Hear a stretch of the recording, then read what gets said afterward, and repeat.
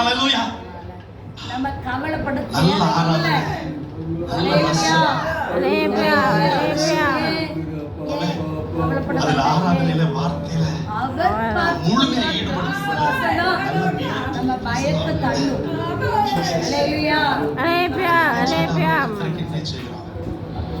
ஹalleluya. ஒரு தனிநபருடைய மகிமைக்கு அல்ல, இயேசு நாமம் உயரணும். ஆமென். ஹalleluya. அந்த கோரஸ் இன்னொரு பாடுவோம். ஹalleluya. சுக நாமம் உயரணும் என்று மேன்மையடையணும். பாடுவோம் ஹalleluya. உங்க நாமம்